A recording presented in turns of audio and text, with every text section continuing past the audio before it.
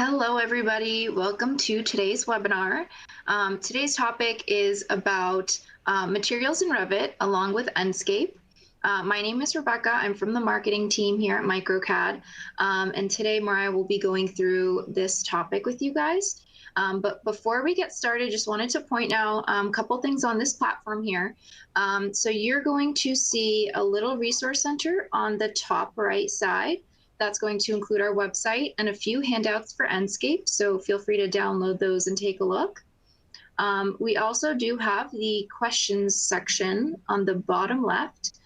So during the presentation, feel free to submit your questions in there, and we can get them answered at the end as best as we can. And we also do have a little section on the bottom right about our upcoming webinars. So feel free to move things around. You can maximize and minimize as well. But I'll go ahead and send it over to Mariah so we can get started. All right, thank you, Rebecca. Yes, so I'm going to talk to you guys about Revit materials and Enscape today.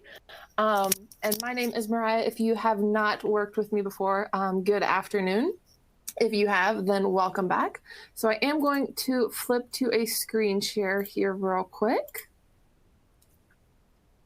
So first up, we are going to discuss a few things in PowerPoint.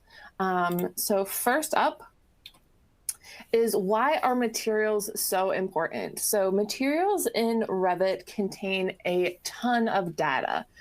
So we have our identity information, we have graphics, which is going to point towards how your hidden line drawings appear, so such as your brick hatches or sand hatches in elevation.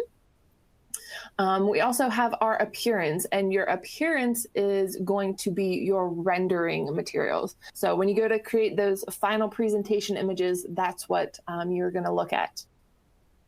And then we also have physical and thermal assets as well. And those come into play once you really dive down into the analytics of all of your materials, and when you get into things such as insight and those type of analyses. So let's look at some of these dialog boxes in PowerPoint before we jump into Revit. So if you aren't familiar, you can get to your materials if, of course, you're ever editing a wall type. However, of course, materials are in a lot more places than just walls. So you will find those on the Manage tab, and then on the far left, you are going to see a materials, it looks like a globe with a checkered pattern. And that is going to open your material browser dialog box. So on the top left is going to be our project materials. Now your project materials are all of your materials that are currently within your active project. So always keep that in mind. Current active project is what is looking in that top left corner. The next portion down on the lower left is the Autodesk library, or kind of the library as a general term. And that is pointing towards any libraries that you all might have installed. So the default Autodesk library that comes with Revit, as well as some companies we are seeing these days releasing their libraries, such as I know Sherwin-Williams off the top of my head gives out almost every single paint chip and sample in all of their different Sheens. So that's something that we always encourage to download as well. And then on your right-hand side is going to be your material editor. So that's where all of your data information is going to live. And you see up the top on this screen grab, currently there was identity, graphics, and appearance. If you see that little plus sign, that's where you could actually go in and add those physical and thermal tabs as well. So on the library panel, again, which is that lower left-hand side, you're going to see some of this type of information. So I've expanded this in here so that AEC materials, is what was installed with Revit by default. Again, just kind of labeling all of the icons that you see here. I'm not going to go through each and every one of them. But one thing to note is the open and close asset browser. So down here on the lower left, but towards the far right. And that asset browser is going to open up another dialog box, such as what we see on our screen here. And within your asset browser, you are going to have physical assets as well as rendering assets. So again, this is what comes with Autodesk Revit out of the box and has a lot more information than what is probably within your current project. So in speaking with identity data, so with that, there are quite a few available tags that you can work with in pointing towards that identity data. So something such as the cost, the mark, model, name, and you can also create shared parameters as well that you can have tags pointed to. So that's another great reason of using materials. You can tag that information.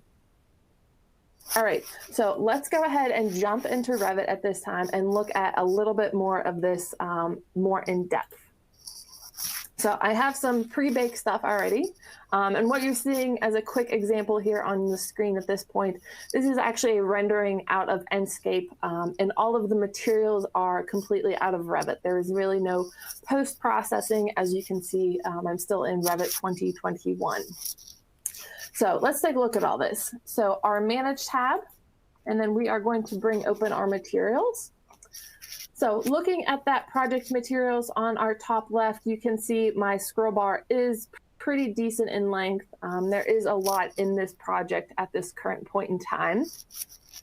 One of the things you will notice under your project materials is you actually have, kind of some divisions here you can certainly navigate down to. So for example, if I would look at glass, this is all of the glass that is currently associated with my project. And you can clearly see there's some wood hiding in here that I need to probably edit that material a little bit more to reflect appropriately. I'm going to take that back to all for the moment. And then down here in the lower left is our library portion. So if I would expand this home button, and my materials dialog box does take a few seconds, so please bear with me in this instance. You will see here in a quick second some different libraries that I do have available to me. There we go. So first up would be my favorites, which we'll take a look at here in a second. Next up is this AEC material. Again, that is the automatic installation that comes with Revit. And you can see in that drop down, there is quite a few subdivisions. Let me drag this up here for the moment. We get a little bit more information there. Next up, you can see is the Sherwin-Williams eggshell collection that I have inserted in here, and as well as a semi-gloss as well. And you can see, according to the scroll bar, there is a ton of information in here that we could certainly go through and add at any given point in time. Next up is actually a custom library that I have created, which we'll look at here in a second. But a custom library is great if your company has assets that you would like to transfer between different projects. So perhaps you have siding that came out really well in a particular rendering, and you want to use that again. A great way to share that between projects is to create a custom library and bring that information over in that way. Just clicking on my home here. A couple of different ways. This little button here shows and hides that library tree. You can see with my default, I already have that shown. This little drop down just really shows you some different settings. Are we looking at which library? Is it a thumbnail, list, text? How are we sorting it? What is that thumbnail size? And this is per computer setting, this type of graphical information in here. So certainly you can have someone that has a larger thumbnail. And then people, like myself, I need something a little bit larger. I stay with the computer too much, so I can certainly increase that as I need it. And then these two dots here simply collapse that entire library down. So if you ever think you just can't find it, find those two upward arrows and you can expand that. So looking at all of our other settings within here. So our little arrows to the left-hand side, this is going to open and close our material editor. So if you ever open your project browser and you don't see that those tabs for our identity and graphics and appearance, come and find these two arrows, expand that over, and it'll show up for you. Our little folder with a wrench is going to allow us to open or create an open existing library or create a new one. So for example, if I would go to open, you can see I already have both my eggshell and my semi-gloss in there, but I could certainly click on one of those and I could hit open, and then that would populate in this library portion here as well. Our create new library is what I was speaking of in regards to creating something new for your favorites that you want to share between projects. So for example, I'm going to do just a quick material webinar 2 here real quick, and we'll come back to that in a second. So you'll see that that has been created now in my library as well. And at the moment, there are no materials in there. So what I could do in that instance, for example, I'm going to pick on air because that is right here in my project browser. I can right click and I can go and do an add to, and I can add to any of these libraries that I currently have set up. So if I would do material webinar 2, which I just added, you'll see that air is in there. And then once I would do a new project and I would open that existing library, you will see that that would be in there as well. So our little sphere with a plus sign is a way to create a new material, or we can duplicate a selected material. You can also duplicate by right-clicking in that project material portion as well. So we can see our duplicate in here. Really, it's one of those things in Revit that you can get to from multiple places. Right. So with that, next up is our open and close asset browser. So that little dialog box that has a bunch of more information in here compared to just our libraries or what is currently in our project. So if I would look at my favorites, currently nothing in there. That physical assets, you can see that scroll bar is quite tiny, so there's going to be a lot of information in here. And as you can see, just a quick scroll, there is a lot of aluminum in this instance. And this is where you see that physical or thermal aspect as well. So you could load that into a material to do some analyses later on as well. And then our last button down here is our custom parameters.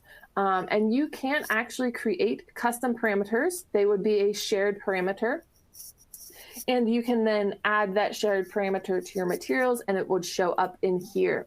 So for example, I have already pre-done and baked that with a material Sheen. And then as well, I have a tag that points to that material Sheen as well. So I can tag something. But other than that, all of the text, identity data, and other are out of the box material parameters. Right, so moving over to our right-hand side at this point in time. So first up is our identity tab. So under our identity, we have our naming convention. Of course, this one is always super important. Next up, we have some descriptive information. Again, description, class, comments, keywords. And if you remember from that PowerPoint, all of this can be tagged. So always keep that in mind. That's something that I know a lot of people don't always take advantage of. And then, of course, more annotation information depending upon how you do your tagging. So next up is our graphics. And under our graphics, you will see three, large sections. So first up, we have our shading, and then our surface and our cut pattern. So our shading is going to come into play when we have any views that are shaded or consistent colors. And one thing I personally kind of recommend is always using this use render appearance dialog box, checkbox, And you'll see as soon as I check that, this color and transparency changed, and it also became grayed out. And again, that's because it's pointing to that appearance tab, which we'll look at here in a second. Next up is our surface pattern. So of course, this would be as you are looking at something in elevation. And one of the nice things that Autodesk has done for us in recent years is given us a foreground and a background pattern. And of course, you can apply whatever pattern and color or combination thereof that you would want. And the same goes for our cut pattern as well. So next up is our appearance tab. So mine will take probably a second to update here, but we do have a couple different sections and a little kind of caveat here. Depending upon the material that you have selected, some of this information might look slightly different, but never fear, it is always under the appearance tab, so it is relating to that overall rendering appearance of this particular material. So we have our information. Our generic in this instance is the rendering properties, if you will. So of course for air, we do not want any kind of image. You know, there is some glossiness applied, probably isn't really needed, as well as reflectivity, transparency, cutouts. Let me see if I can find a better example in this instance. So let me search for some siding here real quick. All right, so here's some siding information that's going to look a little bit different compared to what we had before. So you'll see information has some different descriptive text than our air did, our parameters or our information, and this is the properties of the material. So what's that color? What is that roughness? So the roughness is going to be an image.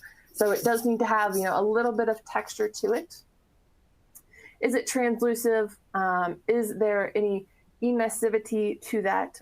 What is that relief pattern or a bump pattern? You might have heard those terms interchangeable, as well as cutouts, and then, you know, even more some advanced highlight controls that we aren't going to get into those today.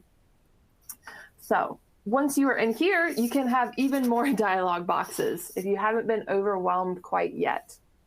So if I would select the image, you will see that it brings up this dialog box. And what this dialog box is looking at is that overall sample size of the image that you are feeding it. So of course, with siding, these are going to be, you know, horizontal lines. However, if you're working with brick and CMU, you certainly want to ensure that that sample size is reflective of the overall size of the brick that you are wanting to represent. And this dialog box is available not only for that relief pattern, but also for that roughness as well. And one of the things to note, we do want to have the scale or the sample size to be the same for both the texture editor here and that relief pattern bump as well.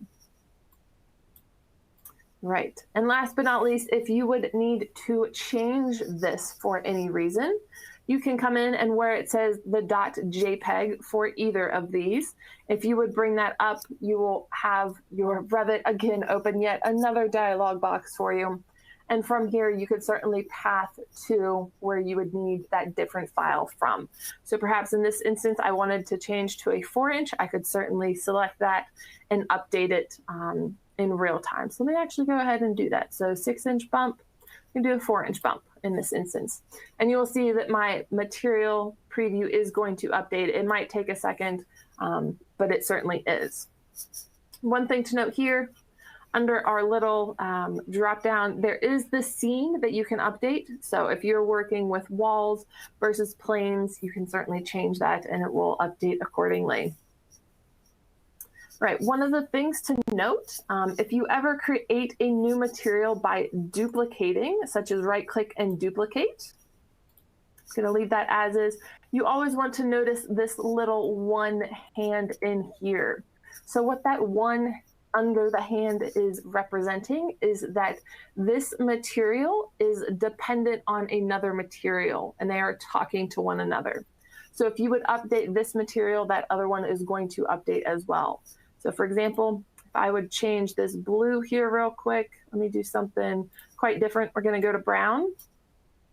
We'll see that that siding clapboard 1 updates. And if we would select that other siding as well, you will see that that color updated because they are dependent on one another. So always keep that in mind. I know that can start to trip a lot of people up when you're just getting into materials.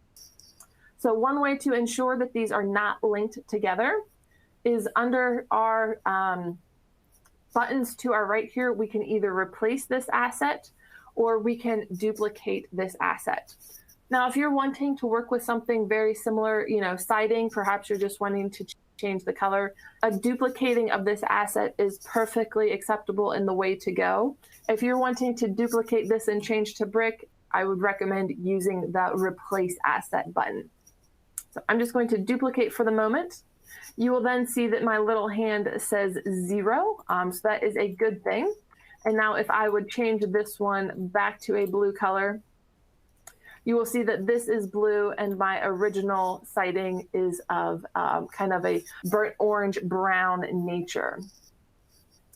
All right, and then last up, certainly not least in this dialog box, is our physical and thermal assets. So you will see in here, these have some spruce information tied to them, structural wood, even some thermal expansion coefficients.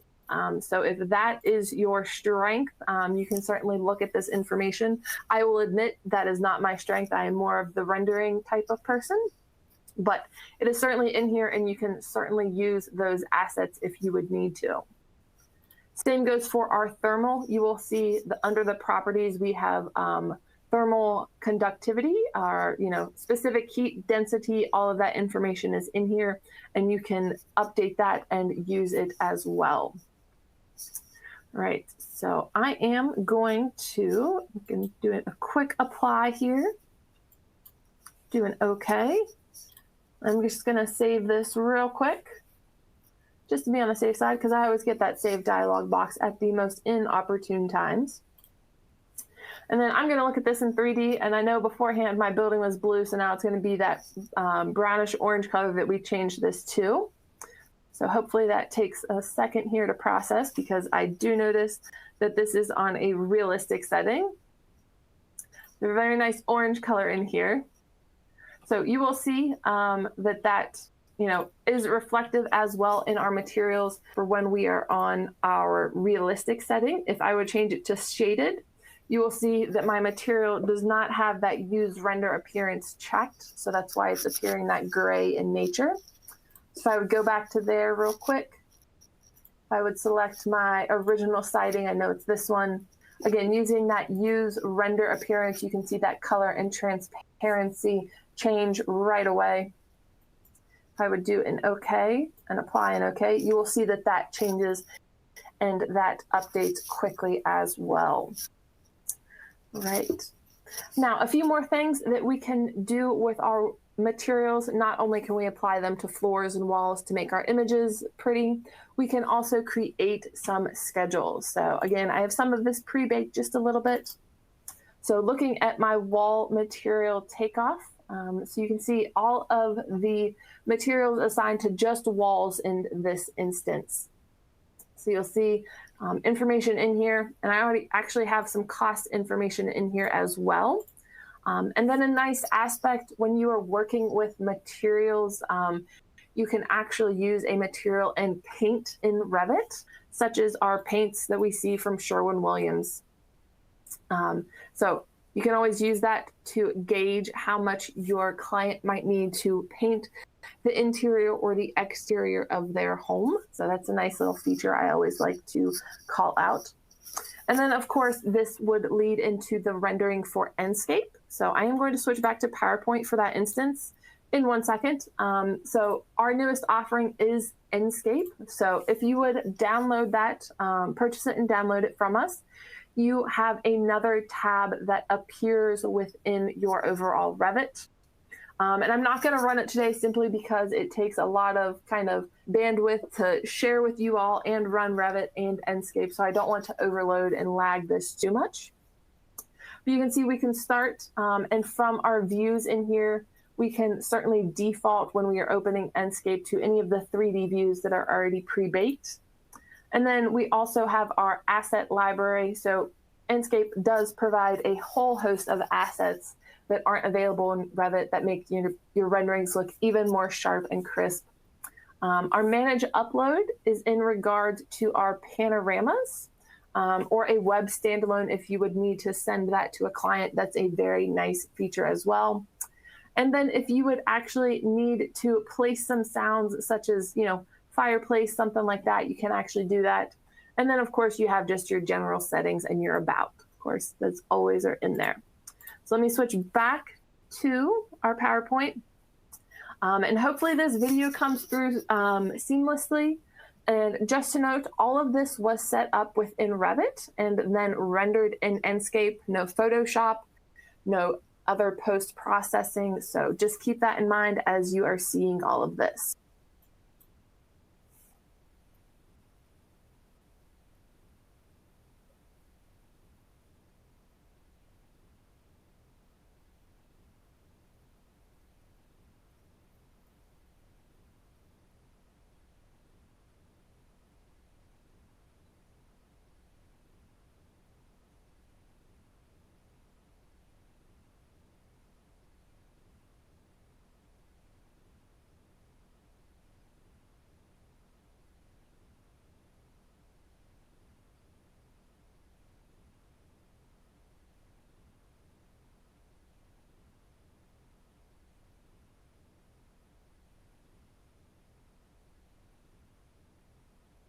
All right, so hopefully that came through clear for everyone. So I'm going to switch back to Revit. One little thing I did forget to point out to you all, if I would look at my south elevation, you will see in here, you see my little fancy blue tag. And what that is pointing to that material shared parameter that I created. So if I would go into my wall here real quick, looking at that siding clapboard, again, referencing down to those custom parameters. If I would bring that up, you will see in that material Sheen is what I have referenced this as. So perhaps to change this up, matte blue siding as example. I know some clients have asked us, there we go, close out of all this,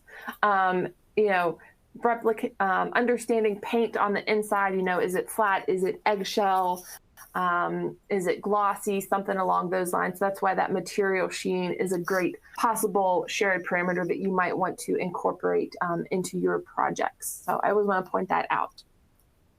All right, so with that, I think that's the end of my demo. Rebecca, are we seeing any questions come through at this time?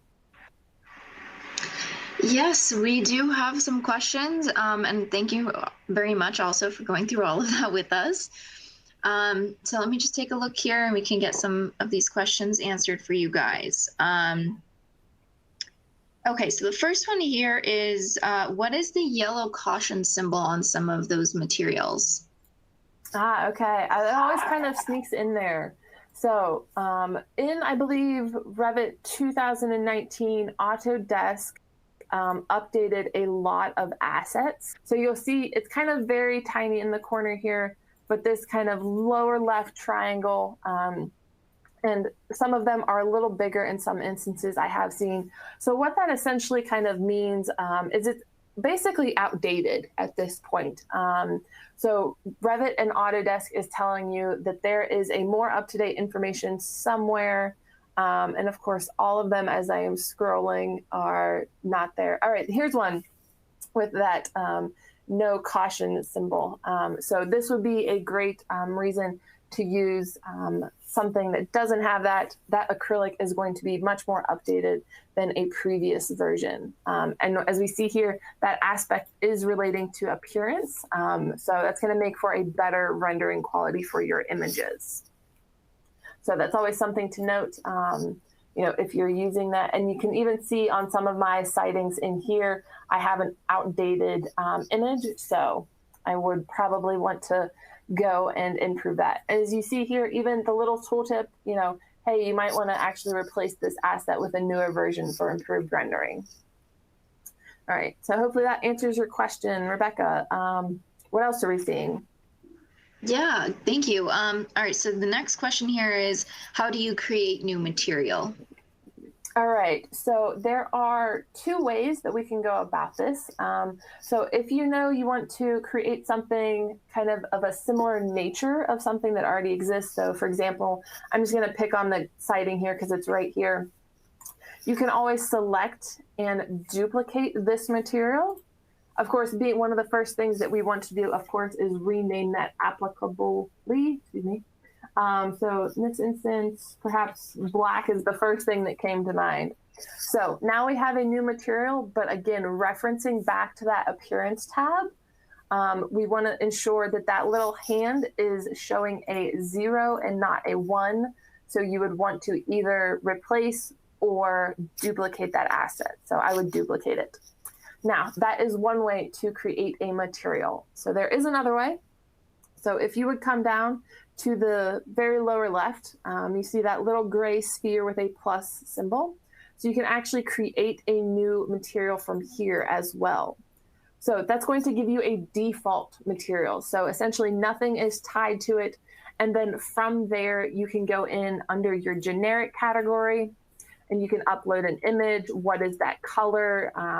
What is that bump? Is there a tint to it? And you can really get specific. Again, I would use this process if there is nothing else in your project already similar to what you want. Otherwise, at least personally for me, I kind of start with something that I might have and then go from there. All right, so I think that answers that one. Yes, thank you. All right, we do have a few more here. I know we're getting, close to our time, but we'll go through these a little quickly. So the next one is, can we create custom company library? Yes, so I think they're referencing creating that library that we spoke about earlier. So if you see that folder with your wrench symbol down below, you can create new library, which is what I did a little earlier. And then, of course, you can actually put this on your server. I'm just using kind of an external as a reference. But then as quick proof, because I know we are running a little short on time, if I would do a new project, really kind of from the get-go here, go to my manage materials. Oh, and it's taken a little longer than I was hoping. But I know I added that error, I believe, essentially when I first created that material to webinar folder from earlier, you will see that that favorite is in there. And then if I would add another one, I can always go back to that material webinar 2. And then that would actually appear when I went back to my other project as well. So if I would go back here and bring that dialog box up. All right, so Rebecca, being conscious of time, what other questions are we seeing? Yeah, I think we have 2 more here. So the next one, how do you create a material schedule? All right, so material schedule. So let me cancel out of this real quick. So under your schedules and quantities, you can do a new material takeoff. So it's a little different than just a typical schedule or quantity. But from there, you can either select multi-category or you can break out floors or walls individually. And then very similar to any other schedule that you are familiar with, you would go ahead, select your parameters. I'm going to find name real quick here, add that in, and maybe some product data just to create something.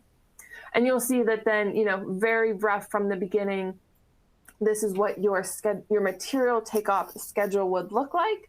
And then you can certainly filter down and make that look a lot more cohesive for you and your company. Thank you very much. Let's take a look here. I think we have one last question asking for more info about Enscape. So I can answer part of that. So if you guys are looking to purchase Enscape, which is the plugin that Mariah was showing us, you can actually reach out to your MicroCAD representative and purchase that. And I think as she mentioned, there's almost like no training required for it. So it's pretty great. And we do have some customers who are saying it's the best plugin, hands down, and it's really, really useful. So reach out to your MicroCAD rep. If you're not sure who that is, you can reach out to us and we'll get you in touch with them. And if you're looking for more info about Enscape technically, Mariah can probably talk a little bit more about that. Yes, I know we have, unfortunately, I don't think we have time for that today. We do have some other webinars, though, already on our YouTube channel, as well as some more in the works. But that's something that if you need more technical experience or help with, please feel free to reach out to us, and we will get you squared away. Oh, yes, definitely. We do have our previous Enscape webinars on our YouTube channel. We have one from just a couple weeks ago, and another one from before that as well, to really show you guys what that does. And as I mentioned in the beginning, we do have those brochures on the top right corner there, so feel free to take a look at those. There should be 3 of them. And our website will tell you a little bit more as well. So I think that is all that we have for today. Feel free to follow us on social media, Facebook, Twitter, YouTube, LinkedIn, and connect with us on those platforms. So I think that's all for today. And are we missing anything else, Mariah? I think that's it. I know we're a few minutes over our half-an-hour mark, but thank you for sticking around with us. And please feel free to reach out if you have any more questions in regards to this topic. Awesome. Thank you, everyone, for joining, and we'll see you at our next webinar. All right. Thank you.